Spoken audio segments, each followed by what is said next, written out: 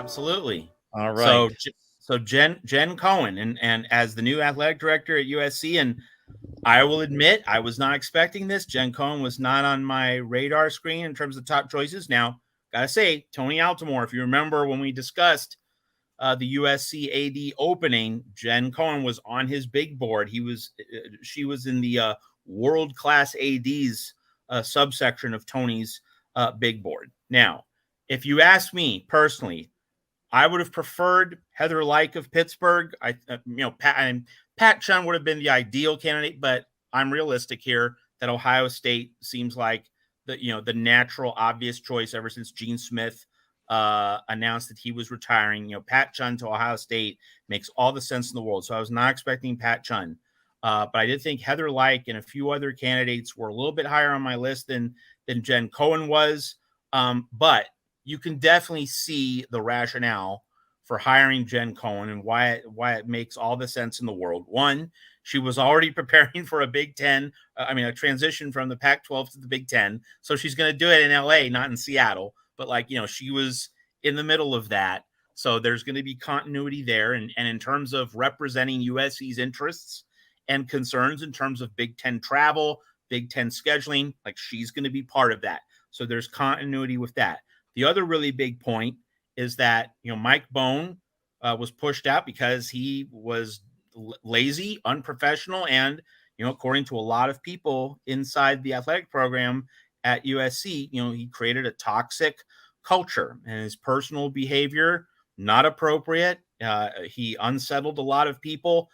Jen Cohen, it's first class all the way. She's so widely respected in the industry. So you're going to get a very healthy workplace culture. One of her strengths, just developing the people around her, developing the people who work with her. She's just an absolute first-rate boss in the office, in the workplace. So you have that as well. So in many ways, this is a very clear response to the ugly way Mike Bohn exited.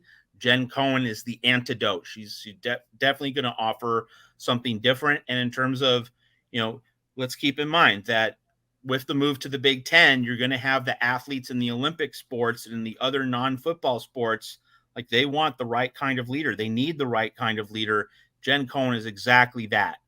University of Washington, softball, volleyball, other programs have done really, really well. Graduation rates are excellent.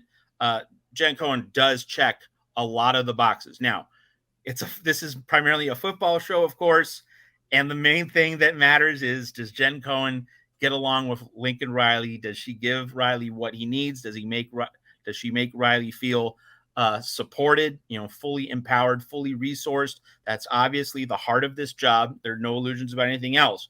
But you do want an athletic director at this time of transition to the Big Ten to meet a lot of different needs. And it's clear that Jen Cohen does meet a lot of those different needs. But, her football expertise, you can raise legitimate questions about that, because she's the AD who hired Jimmy Lake after Chris Peterson abruptly resigned. And Jimmy Lake was a disaster. Now, Jen Cohen rebounded really, really well by hiring Kalen DeBoer. So maybe you have an AD who has understood more about the business through failure, through a very difficult 2-year period at Washington, but she learned from her mistake and delivered a home run hire with DeBoer. So, someone who has truly evolved and grown and improved on the job over the last few years. You get someone like that as opposed to someone who, has never made a really huge hire, has never, gone through that kind of high pressure moment. That is certainly an argument to make that Jen Cohen, precisely because, she hasn't nailed everything in the past, but she's learned from her mistakes.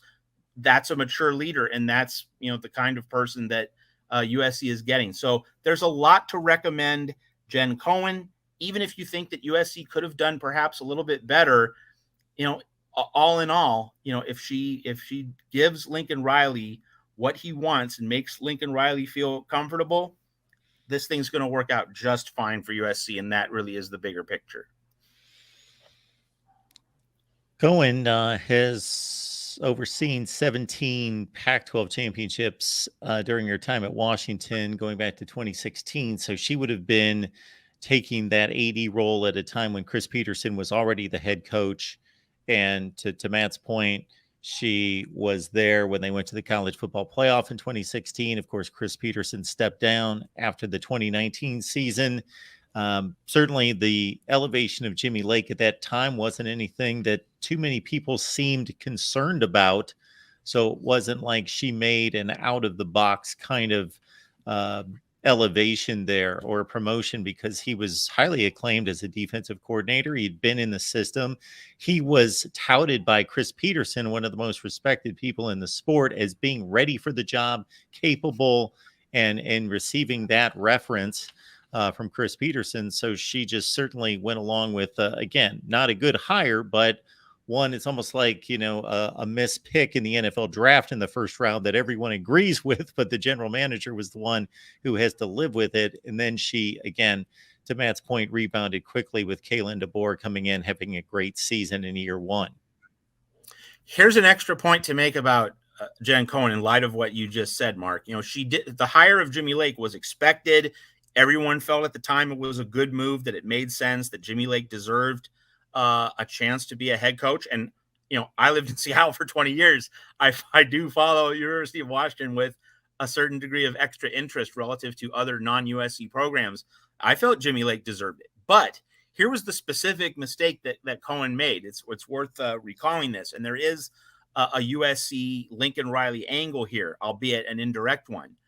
The mistake Jen Cohen made when she hired Jimmy Lake, it wasn't the actual decision to hire Lake, but she obviously didn't ask Jimmy Lake, who are you going to hire as your offensive coordinator, right? Because Jimmy Lake was the defensive coordinator, brilliant defensive tactician. He shut down Mike Leach's Washington State offenses in several straight Apple Cups. Jimmy Lake owned that matchup. So Jimmy Lake's defensive X and O chops, first rate. But so Cohen needed to ask, okay, what's your vision? What's your roadmap for the offensive side of the ball? And then we learned, when Jimmy Lake became head coach, he hired John Donovan as offensive coordinator. Just an absolute disastrous hire. No one wanted John Donovan. And of course, the results were as atrocious as everyone on Montlake feared they would be. Cohen did not do her homework. She did not interview Jimmy Lake for the head coaching job. She didn't ask, she didn't ask the right questions in that interview. And so, but this is part of her learning process.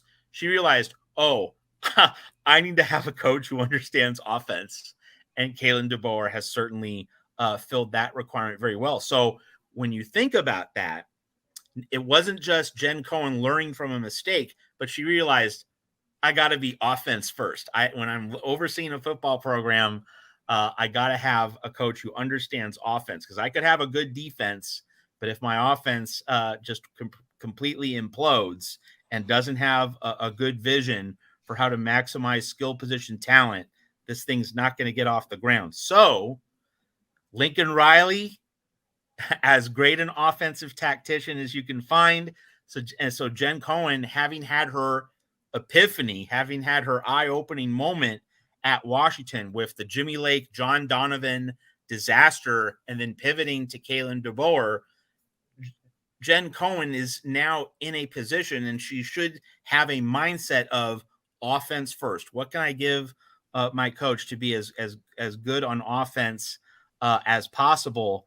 It probably makes Jen Cohen a little bit more inclined to think on the same wavelength as Lincoln Riley. If Jen Cohen had not had the epiphany she did have at the University of Washington, going from Jimmy Lake to Kalen DeBoer and crashing on the rocks of that John Donovan debacle, then she might not have been as good a choice for USC as she would be under these conditions, with understanding how much Kalen DeBoer has meant to Washington football, and now understanding how Lincoln Riley operates. There's a better chance that Cohen and Riley are going to be on the same wavelength.